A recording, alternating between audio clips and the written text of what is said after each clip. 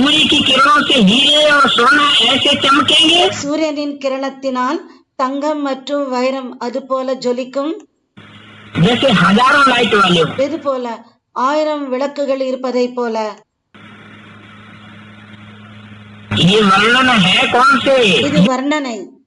युग का? எந்த யுகத்தின் வர்ணனை? ये सारा वर्णन संगम युगी स्वर्ग का है। இந்த எல்லா வர்ணனை சங்கம யுகத்தினுடையது. सतयुग का वर्णन नहीं कर रहे हैं। சத்யுகத்தின் வர்ணனை செய்யவில்லை. सतयुग में वहाँ महल माड़ियाँ अटारियाँ नहीं होती है। சத்யுகத்தில் அந்த மாட மாளிகைகள் இருக்காது, வானை தொடும் மாளிகைகள் இருக்காது. इतनी तारों आदि की वहाँ जरूरत नहीं पड़ेगी। இந்த அளவுக்கு வயர்களின் அவசியம் அங்கே தேவை இருக்காது. அதனுடைய அவசியம் அங்கே இருக்காது, இருக்க வேண்டி இருக்காது.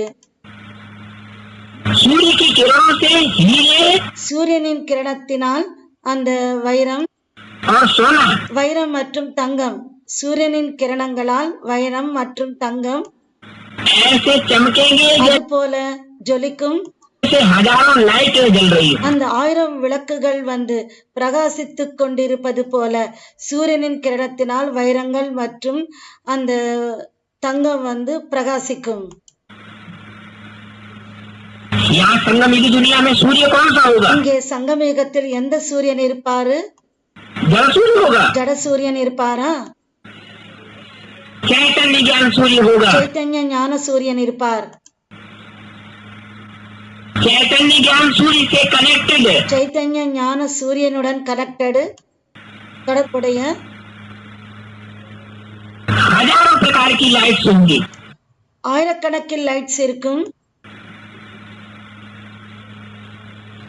लेकिन उनमें स्थूल तारों की जरूरत नहीं होगी। ஆனால் அதுக்கு வந்து ஸ்தூலமான வயர்களின் அவசியம் இல்லை. वायरिंग कैसी होगी? வயர்கள் எப்படி இருக்கும்?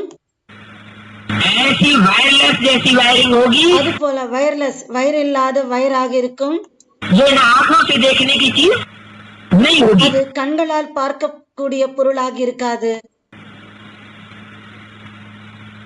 बहुत सुंदर प्रकार के जैसे आजकल की राजाई फैमिली में மிகவும் அழகான எது போல இன்றைய ராஜ குடும்பத்தின் बिजलियों की जगमग देखते हो ना। அங்கே ராஜ குடும்பத்தில் இருப்பவர்களுடைய அந்த மின் விளக்குகளுடைய ஜொலிப்பை பார்க்கிறீர்கள் இல்லையா? பிரகாசத்தை பார்க்கிறீர்கள் இல்லையா? भिन्न भिन्न प्रकार के लैंप्स की डिजाइन देखते हो। பல வண்ணங்களின் அந்த விளக்குகளின் டிசைனை பார்க்கிறீர்கள். वहाँ रियल हीरो के அங்கே ரியலான வைரம் होने के कारण ரியலான வைரம் மற்றும் தங்கம் இருக்கிற காரணத்தினால் एक दीपक अनेक दीपकों का कार्य करेगा। ஒரு விளக்கு பல வண்ணங்களின் பல விளக்குகளின் காரியத்தை செய்யும். ஒரு விளக்கு பல விளக்குகளின் காரியத்தை செய்யும். ज्यादा मेहनत नहीं करनी पड़ेगी। அதிகமாக கஷ்டப்பட வேண்டி இருக்காது. दीपक जगाने में அந்த விளக்குகளை ஏற்றுவதில் सब कुछ नेचुरल होगा அனைத்தும் இயற்கையாக இருக்கும். और भाषा तो बहुत शुद्ध है। மற்றும் மொழியோ மிகவும் சுத்தமான மொழியாக இருக்கும். हिंदी होगी, ஹிந்தி இருக்கும், ஹிந்தி மொழி இருக்கும். हर शब्द वस्तु को सिद्ध करेगा। ஒவ்வொரு பொருளையும் அது நிரூபிக்கும். शब्द बोलने से ही அந்த சொல்லை சொல்வதனாலேயே उसका अर्थ क्लियर हो जाएगा। அதனுடைய அர்த்தம் கிளியர் ஆகிவிடும். विदेशी लोगों को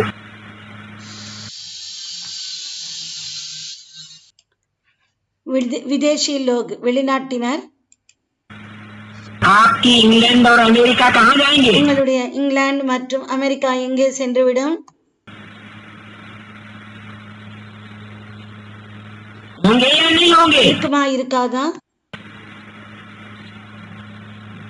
या समंदर के अंतराल में समाये जाएंगे? அல்லது கடலின் ஆழத்துக்குள் அடங்கிவிடுமா? वहाँ महल नहीं बनाना, அங்கே மாளிகை வந்து உருவாக்க வேண்டியதில்லை.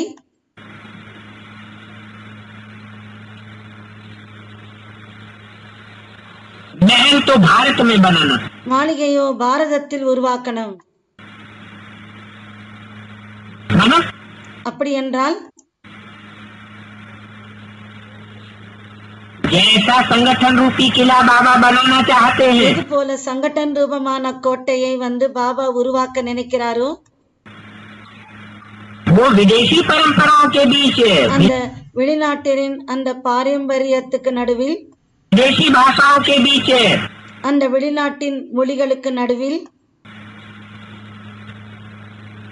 विदेशियों की परंपराओं के बीच விதேசிகளின் அந்த பாரம்பரியத்துக்கு நடுவில் वो किला नहीं बनाया जा सकता. அந்த கோட்டை உருவாக்க முடியாது.